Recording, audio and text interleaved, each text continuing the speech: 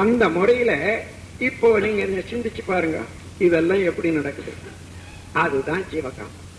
ஜீவகாந்தம் என்பது இந்த உடலுக்குள்ளாக உயிரில் இருந்து வரக்கூடிய காந்த சக்தி அழுத்தம் பெற்று காந்தமாக மாறி, அந்த காந்த சக்தி ஒவ்வொரு செல்லும் எடுத்து அந்த காந்த சக்தி எலக்ட்ரிசிட்டியா மாத்தி ஒளி ஒலியா மாற்றிக் கொள்ளுது, சுவைமணமாக மாற்றிக்கொள்ளுது, ரசாயனமாக. ஒவ்வொரு செல்லும் லேபரேட்டரி மாதிரியாகவும் மற்ற எல்லா வேலையும் செய்யறதுக்கு ஜீவகாந்தம் தான் மெயின் ஃபியூல், எலக்ட்ரிசிட்டி. அதுக்கு அந்த மாதிரி இயங்கிக் கொண்டிருக்கக்கூடியதுதான் ஜீவகாந்தம். அப்போ இந்த உடல்ல அழுத்தம், ஒளி ஒலி சுவைமன இவைகள் எல்லாம் உண்டாகுது அல்லவா,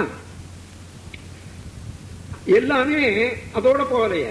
அப்ப வெளியாகவும் ஆகணும், அழுத்தம் வெளியாகணும், சுவை. அப்ப இது எல்லாம் கழிவு, வடிகால். அதெல்லாம் வடிகாலெல்லாம் வரும்போதுதான் அந்தந்த ஜீவனாக இருக்கிற போதே காது, கண்ணு, மூக்கு இவைகள் எல்லாம் சேர்ந்து, அது சத்தத்தை வடிகட்டுறது எல்லாம் காதாகவும், ஒளியை வடிகட்டுறதுக்கு கண்ணாகவும், சுவையை மனத்தை வாய் நாக்கு மூக்காகவும், அதாவது அழுத்தத்தை வெளியிடுவதற்கு ஸ்பரிசமாகவும் 5 புலன்கள் உற்பத்தியாகி இயங்கிக் கொண்டு இருக்குது. இப்ப 5 புலன்கள் வழியாக ஏதோ ஒரு அளவு, ஒரு யூனிட் எல்லாம் வெளியாயிட்டே இருக்குது. நம்ம அப்ப என்ன, ஜீவகாந்தம் செலவாகி ஒரு யூனிட் சவுண்ட் வெளியாயிட்டே இருக்குதுன்னு வச்சுக்கோ. அங்க 4 யூனிட் சவுண்ட் எங்கேயோ இருக்குன்னா உடனே இந்த சவுண்ட் ஓடிக்கொண்டே இருக்கிறது அங்க போய் தடுக்கப்படுது. தடுத்த உடனே திரும்பின உடனே இன்ட்ராக்ஷன். அது எந்த அளவு ஒலி, 4 அளவு. அந்த 4 அளவுக்கு நம்ம காதில் இருக்கக்கூடிய ட்ரம் அது நம்முடைய ஜீவகாந்த சக்தியை 4 அளவுக்கு உயர்த்தி விடுது. கன்வர்ஷன், இந்த டிரான்ஸ்பார்மேஷன்ல, அதாவது ஜீவகாந்த சக்தி ஒலியாக மாறுகிறது. முன்ன இருந்தது ஒன்றாக இருந்தது, இப்ப அதோட தொடர்பு கொண்டதுனால 4ஆக மாறுகிறது. அப்ப முன்ன எப்படி இருந்தோம், நம்முடைய இயல்புல ஒன்றாக இருந்தோம், அதோட தொடர்பு கொண்ட போது 4ஆக மாறணும். அப்ப இருந்த நிலைக்கும் இப்ப எழுச்சி பெற்று இயங்கிக் கொண்டிருக்கக்கூடிய நிலைக்கும் உள்ள வித்தியாசத்தை நாம் உணர்கிறோம். அப்போ அந்த சத்தத்தை இல்ல நாம் உணர்றோம். அந்த சத்தம் நம்முடைய ஜீவகாந்த சக்தி தூண்டி விட்டது கன்வர்ஷன் லெவல்ல. அப்போ நம்ம உணர்றது நம்முடைய உடல்ல உள்ளதுதான் உணர்றோம். நம்முடைய ஜீவகாந்த சக்தி எப்படி கன்வெர்ட் ஆகுதுன்னு. இதைதான் தன்மாத்திரை என்று சொல்றார்கள் 5 பூதங்கள் இருக்கு. அதே போல சுவை எடுத்துக்கொள்ளுங்க, மனம் எடுத்துக்கொள்ளுங்க, வெளிச்சம் எடுத்துக்கொள்ளுங்க. வெளியில ஒரு 20 யூனிட் வெளிச்சத்துல இருந்து திடீர்னு நீங்க சாதாரணமா ஒரு 5 யூனிட் வெளிச்சம் உள்ள ஒரு அறைக்கு வந்தீங்கன்னா ஒன்றுமே தெரியாது கொஞ்ச நேரம். அப்புறம் கண்ணை மூடிக்கிட்டு கசையை பார்த்துட்டு கொஞ்ச நேரம் போச்சா அப்புறம் நாற்காலி மேசை எல்லாம் தெரியுது. பின்னால வந்ததா வெளிச்சம் இல்லை. அங்க வெளிச்சத்தில் இருந்த போது அதுக்கு தக்கவாறு நம்ம கண் நம்முடைய ஜீவகாந்த சக்திய 20 ஒளிக்கு வந்தது, மாற்றி கொடுத்து இருந்தது. ஆனா இங்க வந்த பிறகு அது உடனே குறைஞ்சு போச்சு. குறைஞ்சு போன உடனே நாம் 20ல இருந்து 5க்கு வந்த போது குறைந்ததை உணர முடியாது. தூக்கி, அதாவது தூண்டிவிட்ட உயர்ந்ததான் உணர முடியுமே தவிர குறைஞ்ச முடியாது. அதனால இங்க தெரியல, கொஞ்ச நேரம் இருக்கிறோம். அப்ப நம்ம லெவலுக்கு வரோம். 1க்கு வந்த பிறகு அதன் பிறகு நம்ம 5 யூனிட்டை பார்க்கிறோம், வெளிச்சம் தெரியும். அந்த மாதிரி இந்த சுவை ஒளி ஊறு ஓசை நாற்றம் என்ற 5 வகை தெரிந்து கொண்டா ஜீவகாந்த சக்தி எப்படி உற்பத்தி ஆகுது, எப்படி அது மாற்றம் பெறுகிறது, அந்த மாற்றம் பெறுற போது இருக்கக்கூடிய உடலுக்கு ஏற்படக்கூடிய உணர்ச்சி தான் இன்பமாகவோ துன்பமாகவோ உண்டாகுது என்பதை. அதாவது ஒரு வெளிச்சத்தை பார்க்கிறோம், அந்த வெளிச்சத்தை பார்க்கிற போது கன்வர்ஷன் உண்டாகுது, ஷேர், அதாவது மாற்றம். அந்த மாற்றம் கண்ணில் உள்ள மாலிகூல், அந்த செல்களுடைய அடுக்கை குலைக்கிறதோ அல்லது சமமாக இனிமையாக வச்சுக்கிறதோ ஒரு அளவு வரைக்கும் தான் இருக்க முடியும். அது தாங்க முடியாத அளவுக்கு போற போது அந்த மாற்றத்தை தாங்க முடியாத கண்களுக்கு எரிச்சல் வருது, கண்ணால பார்க்க முடியலன்னு சொல்றோம். அப்போ பார்க்க முடியல, எரிச்சல் வர்ற போது துன்பம்.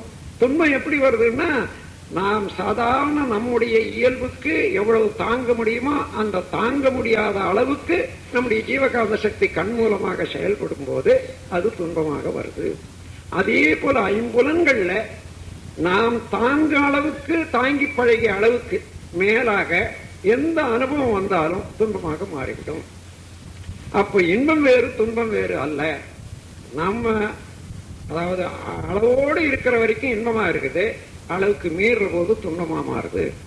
அதே நேரத்துல நம்ம உடல்ல உற்பத்தி, இருப்பு, செலவு என்றது ஜீவகாந்தம் இருந்துகிட்டே இருக்கும்.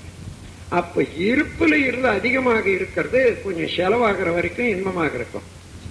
ஆனால் நமக்கு போதிய அளவு குறைந்தபட்சம் தேவை இருக்குதே, அதையும் குறைக்கிற போது சோர்வு, துன்பம், தேவையில்லை, வெறுப்பு என்றதெல்லாம் உண்டாயிடும். ஆகவே இந்த இன்பமும் துன்பமும் ஜீவகாந்த சக்தியினுடைய இருப்பு நிலை, செயல்படு நிலை, அதனால ஏற்படக்கூடிய அணு அடுக்கு சீர்மை அல்லது சீர்குலைவு, இதை ஒட்டித்தான் இன்பம் துன்பம் உண்டாகுதே தவிர வேறொன்றும் இல்லை.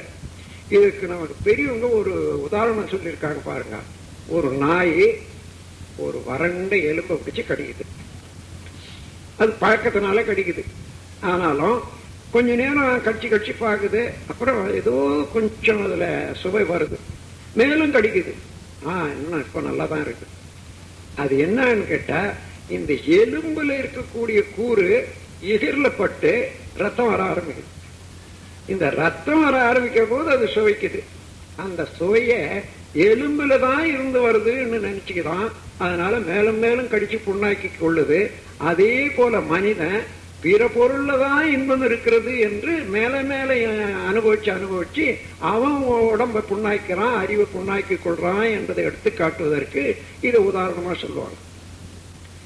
ஆகவே நம்முடைய எந்த அனுபவம் ஆனாலும் சரி, ஜீவகாந்த சக்தியின் செயல்பாடுதான் அதனுடைய கன்வர்ஷன்ல, மாற்றத்துல ஏற்படக்கூடிய வித்தியாசத்துக்கு ஏற்ப அந்த ஜீவகாந்த சக்தி எங்கேயாலும் தடைப்படும் போது, அதாவது அணுக்களுடைய உள்ள அணு அடுக்கில் உள்ள போலாரிட்டி சிதைந்து போனால், குலைந்து போனா, அந்த இடத்துல தேக்கமுற்றா தானாகவே ஷார்ட் சர்க்யூட் வரும்.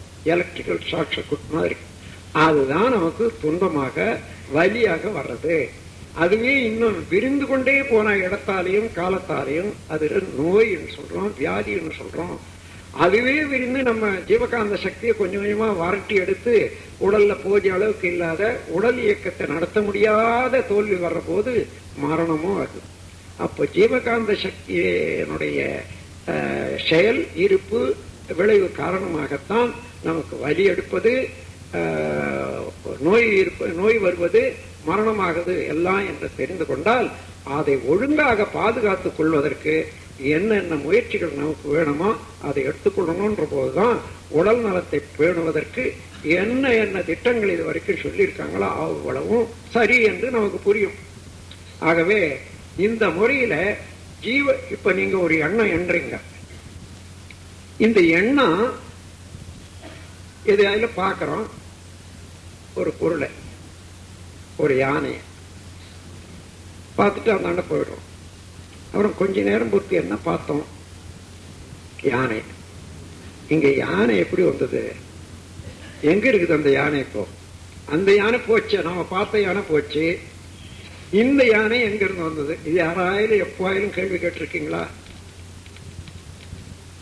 அதை கேட்டு பார்த்தா தான் அந்த யானையை, நிஜமாக உள்ள உருவத்தை உள்ள யானையை பார்க்கிற போது, நீங்க அதை கண் மூலமாக பார்க்கிற போது ஜீவகாந்த சக்தி ஒளியாகவும் இருளாகவும் மாறி அதே உருவம் அளவுல நின்னது. அத அப்படியே பதிவாகி போச்சு உயிர் சக்தியில. நீங்க திரும்பி வந்துட்ட பிறகு அந்த மோல்டு போச்சு. ஆனா மோல்டு எடுத்த ஒரு வார்ப்படம் இருந்துப்போம். இந்த மாதிரி எத்தனை பொருளை நீங்க பார்த்தீங்களோ அத்தனை பொருளும் பதிவதற்கு ஜீவகாந்த சக்தி தான் அதாவது வடிவம் எடுக்கிறதே தவிர வேறு என்ன வடிவம் எடுக்க முடியும் சொல்லுங்க பார்க்கலாம். ஒளியாக, ஒலியாக, சுவையாக, மனமாக. அங்க போனேன், அங்க ஒரு பூ நல்லா மலர்ந்ததுங்க, என்ன வாசனை. இப்போ பார்த்த நேரம் போச்சு. அந்த மோல்டா எடுத்துக்கிற போது அந்த வாசனை அளவுக்கு ரசாயன தன்மையை நாம் ஜீவகாந்த சக்தி மாற்றி கொடுத்தது. மாற்றி கொடுத்தது அவ்வளவு நுட்பமாக பதிவாய் போச்சு. அதே மனத்தை இப்ப நினைக்கிறீங்க. ஆக நினைக்கிற போது அதே செயல் உருவாகும். இவையெல்லாம் எப்படி நடக்குது? அதுதான் ஜீவகாந்த சக்தி. எந்த செயல் செய்தாலும் அது பதிவாகிறது, மறுபடியும் பிரதிபலிக்கிறது. எவ்வளவு காலத்துல முன்ன செய்தாலும் கூட சரி, அவ்வளவு இருப்பாக வச்சுக்கொள்ளுது. அதுக்கெல்லாம் அந்த பதியறதுக்கு ஜீவகாந்தம் தான். பதிவு என்றால அதாவது clash, reflection, refraction, penetration, interaction, அதாவது மோதுதல், பிரதிபலித்தல், சிதறுதல், ஊடுருவி, அதாவது ஊடுருவி செல்லுதல், இரண்டிடையே ஓடிக்கொண்டிருத்தல், 5 வகையான இயக்கங்கள் அலை இயக்கத்தில் சொல்றேன் இல்லையா? அதே மாதிரி அது 5 வகையான இயக்கத்துலதான் பதியறது, பிரதிபலிக்கிறது. நம்ம எண்ணங்களாக ஓடிக்கொண்டே இருப்பதெல்லாம் அறிவானது உயிருக்குள்ளாக இருக்கக்கூடிய மையத்துல ரொம்ப சின்ன இடத்துல வெற்றிடமாக இருக்கிறதா இங்க உடல்ல இயங்கக்கூடிய அறிவுக்கு இடம். அது இந்த ஜீவகாந்த சக்தியின் மூலமாக உடல் முழுவதும் தொடர்பு கொண்டு எந்த இடத்துல என்ன நடந்தாலும் தெரியும். ஷார்ட் சர்க்யூட் வந்ததுனாலும் அது பொருந்தாமை, துன்பமாக உணரும். அதே போல இனிமையாக இருக்கிற போது எல்லாம் சமமா ஓடிட்டு இருக்கிற போது இன்பமாக உணரும். அப்போ இன்பத்துக்கும் துன்பத்துக்கும் உணர்வன அறிவாக இருந்தாலும் அதுக்கு காரணமாக உள்ள பொருள் ஜீவகாந்த சக்தி தான். அப்போ அதே ஜீவகாந்த சக்தி இப்போ நீங்க எங்கே இருக்கீங்க, நான் ஒன்னு நினைக்கிறேன். ஆனா உங்களுக்கு என்னுடைய தோற்றமும் எனக்கு உங்களுடைய தோற்றமும் உண்டாகும் என்று சொன்னா எப்படி? இந்த பிரபஞ்சம் முழுவதும் உள்ள வான்காந்தம் ஒரு அடிப்படை தொடராக வச்சு நாம் இங்க நினைக்கிறது அது அப்படியே கடத்தி அந்த இடத்துல எடுக்குச்சு. இன்னும் உதாரணம் சொல்றாங்க. லண்டன்ல ஒரு மீட்டிங் நடக்குதுன்னு வச்சுங்க. இங்கே இருக்கக்கூடிய டிவியில லைவ் போட்டு, அதாவது இப்பவே நடக்கிறதுன்னு போடுறாங்க. அங்க இருந்து அந்த உருவம், கலரு எல்லாம் வழியில எப்படி உருவமும் கலரு அப்படி அப்படியா வருது உண்டையா? சரியா கவனிச்சு பாருங்க. அது போல இங்கேதான் ஒரு டிவி வச்சா வரும்ன்றது இல்லை.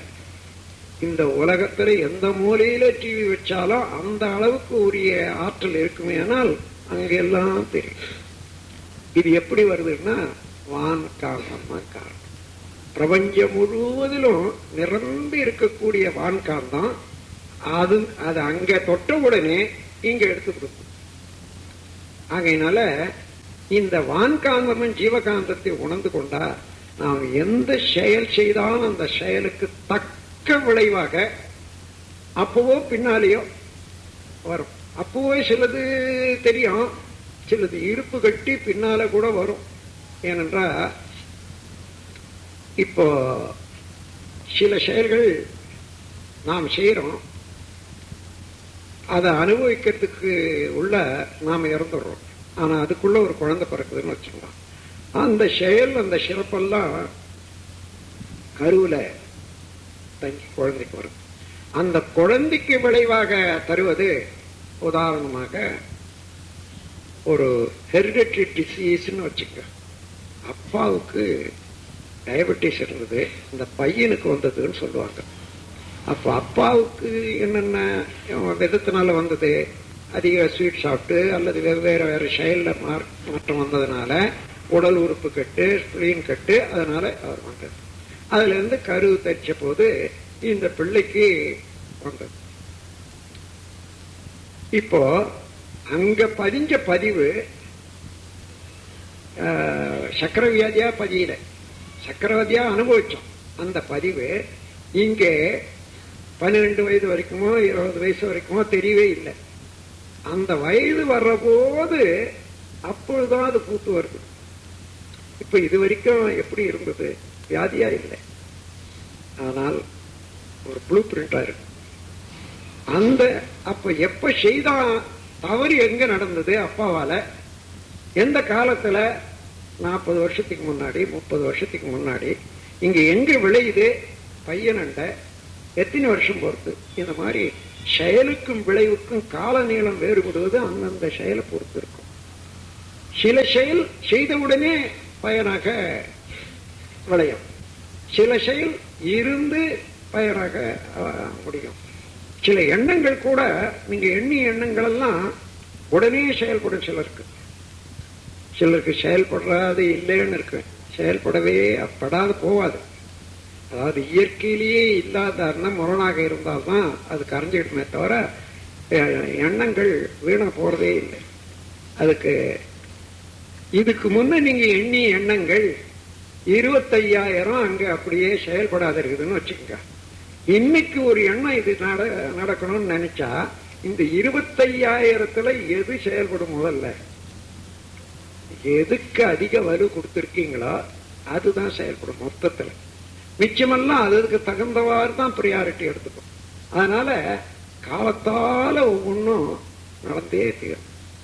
ஒரு விதையில மரத்தினுடைய தன்மையெல்லாம் இருக்குன்னு வச்சுக்க. நீங்க விதையை போட்டீங்கன்னா மாமரம் மறுநாளைக்கோ அல்லது 4 நாள் பொறுத்த 10 நாள் பொறுத்த காயோ அல்லது பூவோ பார்க்க முடியுமா? பார்க்க முடியாது. 5 வருஷம் பொறுத்து தான் பார்க்கணும். அது வரையில அந்த காலத்தால அந்த அங்க பதிஞ்ச பதிவு அது உருவாகி வெளிக்காட்டுவதற்கு 5 ஆண்டுகள் தேவை. அதே போல மரம் நட்டா அது விளையறதுக்கு என்றால் அது ஒரு காலம் உண்டு. இப்படி ஒவ்வொன்றும் இயற்கையினுடைய இயக்கத்துல, தொடரான இயக்கத்துல அது காலம், ஒவ்வொன்றுக்கும் காலம் எடுத்துக்கொள்ளுது. அதனால சிலர் என்ன நினைக்கிறான், அவன் பாரு இல்லாத ஆடாத ஆட்டமெல்லாம் ஆடுறான், எவ்வளவு ஆனந்தமா இருக்கிறான், நான் நல்ல ஒடுங்கதான் இருக்கேன், எனக்கு எல்லா கஷ்டமும் என் தலையில் தான் இருக்கு. ஆனா அவன் என்ன ஆட்டம் ஆடுறான், ஒரு 2 கார் வச்சிருப்பான், அந்த அண்ணன் இந்தாண்ட ஓடுவான். அவன் எப்படி அவமானம் எப்படி இருக்குதுன்னு இவனுக்கு தெரியாது. அவன் வாங்கின கடன், அவனுக்கு வட்டி, அந்த பேங்குக்கு இது, அந்த காருக்கு கட்ட முடியாத அந்த கார்ல இருக்கக்கூடிய தொந்தரவு, வீட்டுல இருக்கக்கூடிய சங்கடம் அவனுக்கு தான் தெரியும். அவ்வளவும் அதுல இன்னொரு மேல இருக்கிறது இந்த காரு, அந்த வீடு, இதை பார்த்துட்டு அவன் அப்படி இருக்கிறான் சொல்லுவான். இவன் நிம்மதியா தூங்குவான், அவன் தூங்கவே முடியாது. அது மாதிரி மேலோட பார்த்துட்டு. 2வது, மனிதனுக்கு பொதுவாக சீக்கிரமா வரக்கூடியது பொறாமை. ஏன்னா நமக்கு இல்லாத அவனுக்கு இருக்கலாமா என்ற போது அவனை பார்த்து பாரு, அவன் நல்லா இருக்கிறானே, அவன் எவ்வளவோ இப்ப இன்னைக்கு செய்யக்கூடிய கெடுதலுக்கெல்லாம் அவன் உடம்ப கெடுத்துக்கிட்டே இருக்கிறான். அது காலத்தை வந்தாதானே அவன் உடம்புக்கு வேண்டிய வியாதியாவோ இதுவாக வரும். அது வரைக்கும் இவன் பொறுத்துக்கிட்டு இருக்கிறதில்ல. இன்னைக்கு அவனுக்கு அந்த மாதிரி வந்துடணும் வர்ற போதுதான் இப்படி எல்லாம் பேசுவது. ஆனாலும் எந்த செயல் செய்தாலும் அந்த செயலுக்கு விளைவு உண்டு, காலம் வேறுபடும். 2வது, இன்னொரு இது கூட ஒரு உண்மையை எடுத்து சொல்றேன். சிலரு நான் அந்தந்த வினைக்கு அதுக்கு தகுந்த நட்டம் தானே, கஷ்டம் தானே வரணும் இல்லையா. நான் ஒரு சின்ன தப்பு தான் செய்தங்க, அதுல இருந்து எனக்கு ஒரு பெரிய நஷ்டம் வந்திருக்கு ஒருத்தர் சொல்றாங்க. அதுக்கு ஒரு கவி எழுதியிருக்கேன், எனக்கு அந்த கவி நினைவில்லை, சிலருக்கு தெரியும்னு நினைக்கிறேன். அதாவது ஒரு ஒரு தராசு வச்சுக்கங்க, அந்த தராசுல கல்லு குண்டு போட்டாச்சு, ஒரு விஷம் சரக்கு போட்டுக்கிட்டே வர்றான். ஆனா சரியா இல்லை, இன்னும் இந்த சரக்கு வச்சது அழுந்தல, குண்டு போட்டது மேல வரல. அதனால சரக்கு கொஞ்சம் கம்மியா இருக்குது, அப்படியே விட்டு வைக்கிறான். அப்புறம் போய் பக்கத்து கடையில அது வாங்கிக்காங்கன்றானா. சரி, அதுக்கப்புறம் அங்கிருந்து வாங்கிட்டு வந்த பிறகு ஒரு சின்ன துண்டு அதுல வைக்கிறான். எங்க இந்த சாமான், அதாவது சர்க்கரைன்னு வச்சுக்கலாம், கொஞ்சம் அள்ளி போடுறான், இறங்கி போடுறான். இப்போ இந்த கொஞ்சம் போட்டானே அதுலதான் இந்த குண்டு இறங்கி போச்சுன்னு சொல்ல முடியுமா? ஏற்கனவே நிரம்பி இருக்குது, அது இப்ப கொஞ்சம் குறைஞ்சது போட்ட உடனே அதை தூக்கிச்சு. இதே போல நான் செய்த பல வினைகள் கூடி இருக்குது, காத்துக்கிட்டு இப்போ ஒரு சின்ன வினை செய்யும் போது எல்லாத்தையும் தூக்கி அடிக்குது. இதெல்லாம் புரிஞ்சுக்கலாம். இதெல்லாம் இயற்கையினுடைய, அதாவது நீதிகள். இவர்களெல்லாம் பாத்தீங்கன்னா அந்த ஜீவகாந்த சக்தி எப்படி எப்படி பதிவாகி ஒரு சிறு இது கூட பிழையில்லாத நமக்கு பின்னால தருதுன்னா, பேங்க்ல போய் பணம் வச்சீங்கன்னா அது இருக்கிற வரைக்கும் நீங்க எழுதுனா செக்கு கிடைக்கும். அதே போல நீங்க என்ன செய்தீங்களோ அந்த செயலுக்கு தகுந்த விளைவுதான் கிடைக்கும். இப்போ இது இயற்கை நமக்கு பல லட்சம் ஆண்டுகளாக இந்த உடல் வடிவமைப்பை பற்றி நமக்கு கொடுத்துருக்கு. நீங்க அது அதனுடைய மதிப்பு தெரியாத எந்தெந்த உறுப்பை அதிகமான அளவில் இயக்கி கெடுக்கிறீங்களோ இன்பத்துக்குன்னு சொல்லி, அந்த சமயத்துல தெரியாத போனாலும் வளர்ச்சி காலத்துல, ஆனா கொஞ்சம் சோறு வர காலத்துல ஒவ்வொரு எந்த உறுப்பினாலும் நீங்க அந்த இன்பத்தை அனுபவிச்சு அதை கெடுத்தீங்களா, அதே உறுப்பு கெட்டு வலி, அதாவது நோயாக மாறி பின்னால அனுபவிக்கிறீங்க. இது யாராலும் ஒத்துக்கொள்ள முடியாது. இதுதான் இயற்கையில, அதாவது பதிவு, ஜீவகாந்தத்தினுடைய பதிவு. ஜீவகாந்தம் கரெக்டா பதியும், கரெக்டா செயல்படும். ஆகவே இந்த ஜீவகாந்தத்துக்கு உதவியாகவும் அடிப்படையாக இருப்பது வான்காந்தம். இப்போ நான் ஒரு செயல் செய்தா, நான் முன்னெல்லாம் 4 தான் சொல்லுவேன். இந்த 4 இப்போதான் இந்த 5வதையும் எடுத்து சொல்றேன். 5வது பதிவு. ஒன்று விரிவு சுருக்க இயக்கமாக கையில காலில் உறுப்புகள்ல செயல்படுத்து. இன்னொன்று மூளையில எண்ணப்பதிவுகளாக, அதனுடைய நுண்ணிய இயக்கமாக எண்ணப்பதிவாக மூளையில பதிவாகுது.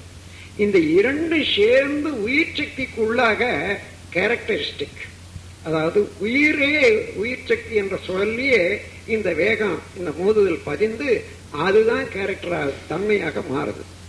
அந்த தன்மையிலிருந்து ஒரு குழந்தை பிறக்குமே, ஆனால் இவ்வளவு சேர்ந்து இந்த உயிர் சக்தியில என்னென்ன அடங்கி இருக்கிறதோ அவ்வளவும் அது டிரான்ஸ்பர் ஆகி ஒரு குழந்தைக்கு போய் சேருது. இப்போ வித்துல பதிவு, உயிரில பதிவு, மூளையில பதிவு, செல்கள்ல பதிவு, 4 பதிவு எந்த செயல் செய்தாலும் உண்டு என்பதை முதல்ல தெரிஞ்சுக்க. அதே போல இந்த உடல் என்பது ஒரு கம்ப்யூட்டர். நீங்க என்ன ஃபீட் பண்ணாலும் அது அப்படியே அதை பதிவாகி வெளியிடுது. இதற்கு நீங்க என்னென்ன செய்த போதிலும் கூட இந்த பிரபஞ்சம் என்ற ஒரு எல்லையில அந்த வான்காந்தத்துக்கு உள்ளாதான் நீங்க இருக்கீங்களே தவிர தனியா இல்லவே இல்லை. ஆகையினால நீங்க என்னென்ன செய்யறீங்களோ அந்த செயலெல்லாம் இந்த உடல்ல பாதிக்கிறது மாத்திரம் இல்லாத இந்த அழுத்தம், இந்த கேரக்டர் வான்காந்தத்திலையும் பதிவாகிறது. அதுதான் காஸ்மிக் கான்சியன்ஸ் சொல்லுவாங்க பெரியவங்களெல்லாம். அத அருட்பேராற்றலினுடைய கருணை, எல்லாம் வல்ல இறைவன் அதை பதிவு செய்து கொண்டு உனக்கு காலத்தால் வழங்குறான் என்றெல்லாம் சொல்லுவாங்க. அது ஒண்ணும் இல்லை, அது வான்காந்தம், இது ஜீவகாந்தம். இங்க செய்யற செயலெல்லாம் இங்க எப்படி பதியுதோ, இப்போ வான்காந்தத்துக்கும் ஜீவகாந்தத்துக்கும் ஒரு தொடர்பு சொல்லி இதை இன்னைக்கு உரைய முடிக்க போறேன். ஒரு விதை, ஒரு 10 விதமான விதையை எடுத்துக்கொள்ளுங்க. மாங்காய், அரச மரம், அரசன், ஆலை, கடுகு, மிளகு, ஒரு பூச்செடி, இது மாதிரி ஒரு 10 விதம். ஒரே மண்ணு, ஒரே தண்ணி, எல்லாம் பாட்டில் போட்டுக்கங்க, விதைங்க, வச்சு தண்ணி ஊற்றி, அதே தண்ணி தான், அதே மண்ணு தான். ஆனா ஒவ்வொன்றும் கிளம்பி வரப்போது அது தன்மையை கொண்டு வருது. ஆனா அந்த விதையில பார்த்து இந்த செடிய மாய விதையை எடுத்து அதை புட்டு பார்த்தீங்கன்னா அந்த விதை கொட்டை இருக்குதே, அது ஒன்றும் இவ்வளவு கூட இருக்கும். அந்த முளை இருக்குது பாருங்க, கொஞ்சம் தான் சின்னதாக தான் இருக்கும், ஒரு கொசு அளவு தான் இருக்கும், இன்னும் கொஞ்சம் நீளமா இருக்கும். அதே போலதான் ஒவ்வொன்றையும் இதை பாதுகாக்கிறதுக்காக தான் அந்த கொட்டை இருக்குதே தவிர வேற ஒண்ணும் இல்லை. ஆனா முளை ரொம்ப சின்னதா இருக்கும். அந்த முளைக்குள்ளாக இருக்கக்கூடியது மலர். மலர்ந்து வெளியே வரும்போது கடுகுனுடைய தண்டு, அதனுடைய இலை, அதனுடைய அடையாளம் அவ்வளவு பேட்டர்ன் ப்ரிசிஷன் ரெகுலாரிட்டி கரெக்டா வரும். மாயல மாந்தண்டு அதுக்கு தகுந்தால வரும். இன்னும் வர வர வர வர இதுல உள்ள ரசாயனத்துக்கும் இதுல உள்ள ரசாயனத்துக்கும், இதுல உள்ள வாசனை, இதனுடைய சுவை, இதனுடைய தோற்றம், நேரம் பாத்தீங்கன்னா எவ்வளவோ வித்தியாசம் இருக்கும். எங்க இருந்து வந்தது? இப்போ கீழே நீங்க போட்டு தண்ணி அதேதான். மொழியில பார்த்தா ரொம்ப வித்தியாசம் இல்லை. எங்க இருந்து வந்தது? இதுதான். எத்தனை மாமரங்கள் இது வரைக்கும் தோன்றி இருக்குதோ உலகத்துல, அத்தனை மாமரத்துல இருந்த அலைகள் எல்லாமே ஜீவகாந்த சக்தியில இருப்பதனால எந்த எந்த செடி எங்க உற்பத்தி ஆகுதோ அதுக்கு வேண்டிய சப்ளை அங்க இருந்து எடுத்துக்கொள்ளுது. அதனால ப்ளூ பிரிண்ட் தான் இங்க இருக்குது. அந்த ப்ளூ பிரிண்ட்டுக்கு தகுந்தவாறு இது ஜீவகாந்தம், அது வான்காந்தம். இந்த ஜீவகாந்தத்துல என்ன பதிவு இருக்கிறதோ அந்த பதிவுக்கு தகுந்தவாறு வான்காந்தம் சப்ளை கொடுக்கிற போது அந்த வெறும் காந்த சக்தியே இங்க வந்து மாறுற போது எல்லா ரசாயனம், காந்த சக்தி என்பது அழுத்தம், ஒளி, சுவை, மனம் எல்லாத்தையும் உற்பத்தி ஆகும். அதனால சுவை, மனம் என்ற போது ரசாயனங்கள் எந்த வேறுபட்டதெல்லாம் எல்லா ரசாயனங்களையும் செய்யத்தக்க ஆற்றல் உடையது ஜீவகாந்தமும் வான்காந்தமும். ஆகையினால வான்காந்தம் கூடிய போது இத்தனை விதமான, இது அக்ரிகல்ச்சர் சயின்டிஸ்ட் எல்லாம் ஒத்துக்கினாலும் பின்னால ஒத்துக்கினாலும் ரெண்டும் ஒண்ணுதான். ஆனா இப்போ ஒத்துக்க மாட்டாங்க. ஏதாயும் ஒரே அடி அடிச்சு சயின்டிஸ்ட் எல்லாம் அன்னைக்கு என்ன தெரியுதோ அது வரைக்கும் தான், இது வரைக்கும் தான் சொன்னாங்க. அதுக்கு மேல எல்லாம் ஒரு நம்ப முடியாது, அது ஹம்பக்கு என்று சொல்லி கால கழிப்பாங்க. ஆனா இந்த காலம் இனிமே வருங்காலத்துல அந்த மாதிரி செய்யறதுக்கு இல்லை. வான்காந்தம் ஜீவகாந்தம் இந்த ரெண்டையும் உணர்ந்து கொண்டு வர்றாங்க. ஆகையினால கண்ணுக்கு தெரியாத, கருவிக்கு எட்டாத செயல்கள் எல்லாம் ஒண்ணு உண்டு என்றது ஒரு, அதுக்காக ஒரு இடம் ஒதுக்கி அன்சர்டன்டி, பிரின்சிபல் ஆஃப் அன்சர்டன்டின்னுட்டு ஒண்ணு கொண்டு வர்றாங்க. ஆகையினால இனி வருங்காலத்துல அதெல்லாம் கூட மறைஞ்சு விடும். எனவே அன்பர்களே, இந்த வான்காந்தம் ஜீவகாந்தத்தை பத்தி உணர்ந்து கொள்ளணும்னா, ஒவ்வொரு செயலும் எப்படி பதிவாகிறது என்றெல்லாம் உணர்ந்து கொள்ளணும்னா, நீங்க ஜீவகாந்த சக்தியாக இருக்கிறீங்க. உங்க அறிவு அந்த ஜீவகாந்தத்தை வச்சுக்கிட்டு தான் எல்லா இயக்கமும் இந்த உடல்ல நடத்தி கொண்டு வருது. நீங்க அனுபவிக்கக்கூடிய இன்பம், துன்பம் எல்லாமே ஜீவகாந்தத்தினுடைய முறைதான். அதை உணர்ந்து அளவோடு முறையோடு ஜீவகாந்தத்தை ஒழுங்குபடுத்தி கொண்டு ஒளி, சுவை, மனம் முதலியவைகள்லாம் அனுபவிக்கிறதுல அளவோடு முறையோடு நாம் அனுபவிக்க தெரிந்து கொண்டா எப்பவும் வாழுங்காலம் வரையில வாழ்க்கை அமைதியாகும், நல்ல இன்பமயமாக வைத்துக் கொள்ளலாம். அதே நேரத்துல பிறருக்கும் துன்பமில்லாத நாம் வாழ்ந்து காட்டலாம் என்ற உண்மையை உணர்வதற்காகத்தான் இந்த வான்காந்தம் ஜீவகாந்தம் என்ற உண்மையை எல்லாரும் தெரிந்து கொள்ள வேண்டும் என்று எனக்கு தெரிந்த வரையில விளக்கியிருக்கேன். இன்னும் நீங்க இதை எடுத்துக்கொண்டு ஆழ்ந்து ஆராய்ச்சி செய்து தினசரி வாழ்க்கையில பயன்படுத்தும் போது எத்தனையோ ரகசியங்கள் நீங்க அதிலிருந்து உணரலாம் என்று சொல்லி என் உரையை முடிக்கிறேன். வாழ்க்கை.